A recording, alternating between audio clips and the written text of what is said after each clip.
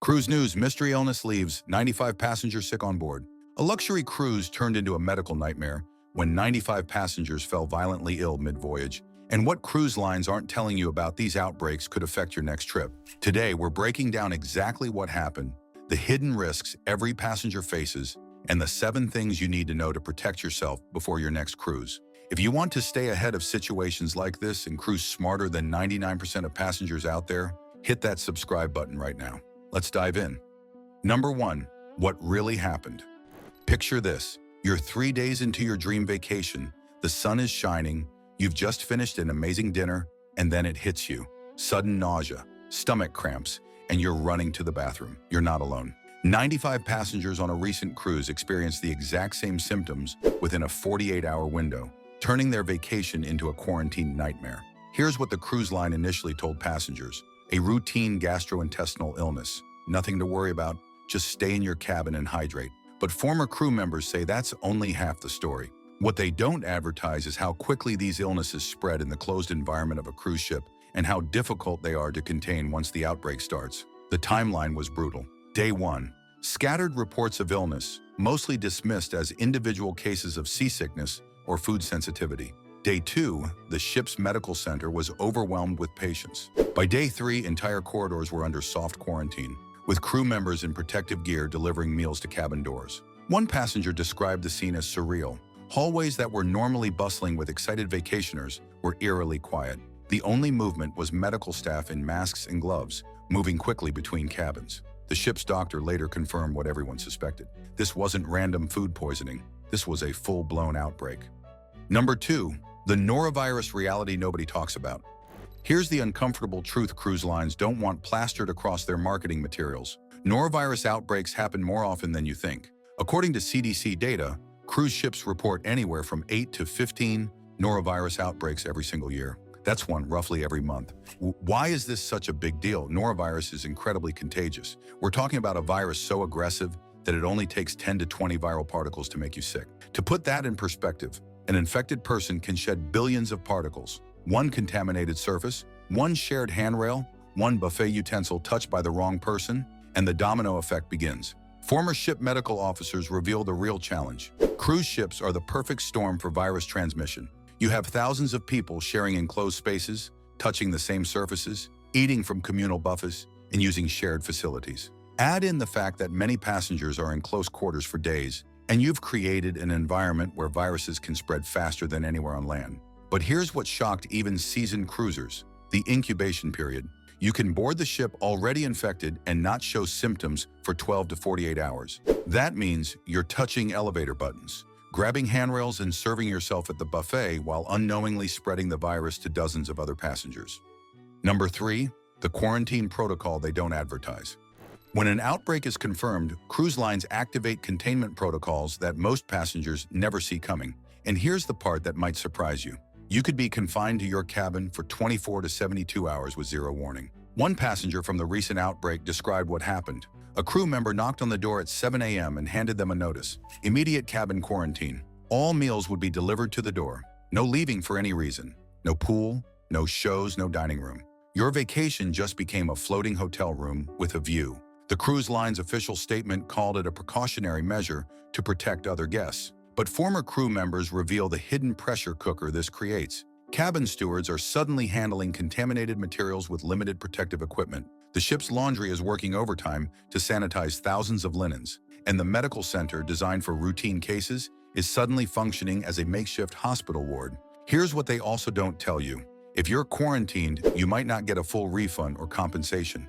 Some cruise lines offer partial cruise credits or onboard spending money, but the fine print in your contract often protects them from liability during health emergencies. That dream vacation you saved for? It could end with you locked in a cabin watching the ocean through a window. Number 4, the buffet secret crew members know. Let's talk about the elephant on the ship, the buffet. It's the centerpiece of the cruise experience, an endless parade of food available 24/7. But it's also the single biggest risk factor for virus transmission, and former crew members say most passengers have no idea how dangerous their buffet habits really are. Here's the truth. Those serving utensils at the buffet stations are supposed to be changed every 30 minutes. But during peak dining hours when thousands of passengers are cycling through, that doesn't always happen. One former buffet attendant admitted that during the breakfast rush, utensils might stay out for an hour or more before being swapped. And here's the bigger issue: self-service. Every time a passenger uses those tongs, ladles, or spoons, they're touching something that hundreds of other people have touched that day. If just one person is infected and hasn't washed their hands properly, they've just contaminated the serving utensil for the next 50 people in line. Crew members also reveal a behavior pattern that makes them cringe: double dipping, passengers who take a bite, then use the same utensil to grab more food, or parents who let kids touch food and put it back. These seemingly small actions create massive contamination risks that can spark an outbreak. So what's the insider move? Skip the buffet entirely during the first 48 hours of the cruise. That's when most passengers who boarded while infected will start showing symptoms. Instead, opt for the main dining room where food is plated by staff, or eat at specialty restaurants. You're paying for the cruise anyway, you might as well reduce your risk. Number 5. Hand sanitizer theater versus real protection. Walk onto any cruise ship and you'll see them everywhere. Hand sanitizer stations. At the gangway near the buffet, by the elevators. Crew members enthusiastically encouraging you to sanitize. It looks like the ship is taking health seriously. But former crew warn that this is often hand sanitizer theater, and it's giving passengers a false sense of security. Here's the hard truth about norovirus. Hand sanitizer alone doesn't kill it. Studies show that alcohol-based sanitizers are far less effective against norovirus than they are against bacteria or other viruses. The only thing that truly works? Soap and water. Vigorous hand washing for at least 20 seconds. Former public health officers on cruise ships admit that the sanitizer stations are partly psychological. They make passengers feel safe and protected, which is good for morale and marketing. But if you're relying solely on that quick squirt of sanitizer before hitting the buffet, you're not actually protecting yourself. One crew member shared a shocking observation. She watched passengers sanitize their hands, then immediately touch their phones, which they'd been using in the bathroom, on the pool deck, and everywhere else without ever cleaning. Your phone is one of the dirtiest objects you own, and if you're not disinfecting it regularly, that hand sanitizer is almost pointless. The smart move? Wash your hands with soap and water before every meal, after using the restroom, and after touching high-traffic surfaces like handrails and elevator buttons. Carry disinfecting wipes for your phone, your cabin remote, and other frequently touched items. And if you see someone who's clearly sick still roaming the ship, keep your distance. Number 6. The medical bill that ruins your vacation budget. Here's a financial nightmare most cruisers don't see coming. If you get sick on board and need medical treatment, you could be looking at bills that make your cruise fare look like pocket change. The ship's medical center is not covered by your travel insurance in many cases, and it's definitely not covered by your regular health insurance. Passengers from recent outbreaks report being charged $150 just for the initial consultation with the ship's doctor. IV fluids for dehydration, another $300 to $500. Medications, marked up significantly compared to what you'd pay on land. One passenger shared that a 3-day illness that required 2 visits to the medical center and basic treatment cost them over $1,200. And here's the kicker. You have to pay before you disembark. The charges go directly to your cruise card, and if your credit card on file is maxed out or declined, you can't leave the ship until the bill is settled. Former guest services staff recall passengers frantically calling their banks from the gangway, trying to sort out medical bills they never anticipated. But there's an even bigger risk. If your illness is severe enough that you need to be airlifted off the ship or hospitalized at a port, you could be looking at 5-figure medical bills. Medical evacuations from cruise ships can cost $20,000 to $100,000 depending on location and severity. The insider solution? Before you cruise, get comprehensive travel insurance that specifically covers medical emergencies at sea, evacuation costs, and trip interruption. Don't rely on the basic coverage your credit card might offer. Read the fine print and make sure norovirus or gastrointestinal illness isn't excluded. It could be the difference between a financial hiccup and total financial disaster.